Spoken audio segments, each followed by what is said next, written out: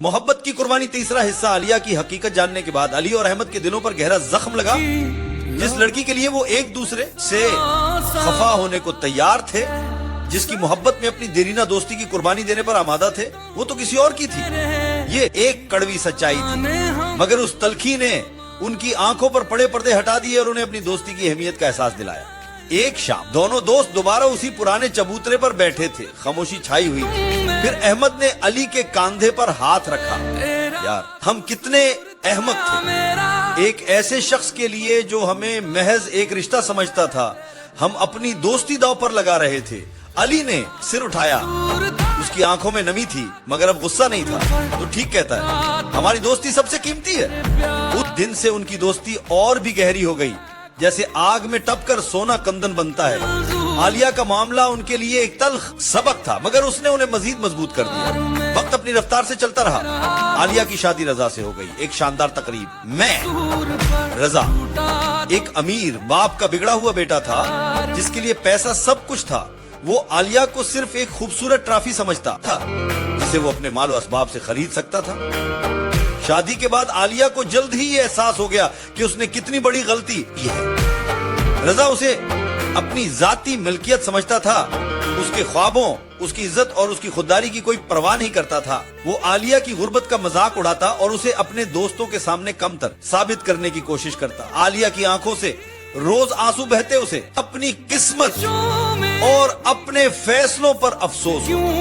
रजा अपनी दौलत के नशे में चोर आलिया को कभी प्यार, कभी नफरत और अक्सर बेतवज्जोही का सामना करवाता। दूसरी तरफ अली और अहमद ने अपनी जिंदगी को एक नई सिमत दी। वो दोनों ही फनून लतीफा के दलदादा थे। अली को शायरी का शगफ था और अहमद को मौसीकी का।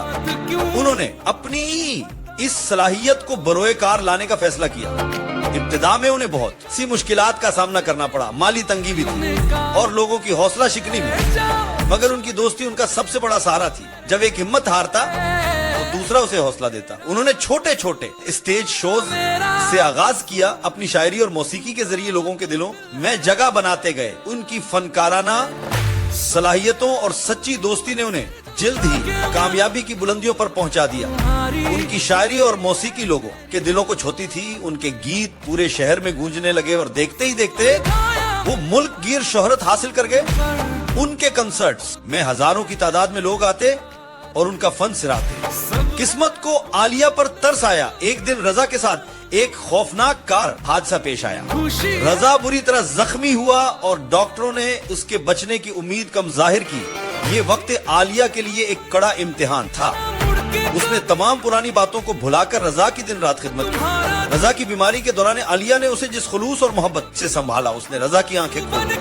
वो देख रहा था कि जिस शख्स को उसने हमेशा हकीर जाना, उस मुश्किल घड़ी में उसका सबसे बड़ा सहारा बनी हुई थी। जब रजा सेहत याब हुआ तो वो बिल्कुल बदल चुका था। उसका गुरूर टूट गया था, उसका दिल पसेज गया था।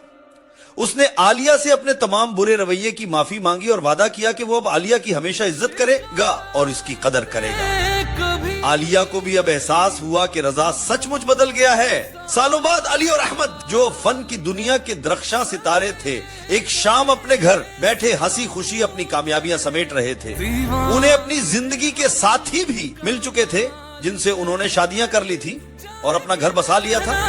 उनकी बीवियां भी उनके फन की कदरदान थी और उनके लिए बायसे सुकून थी।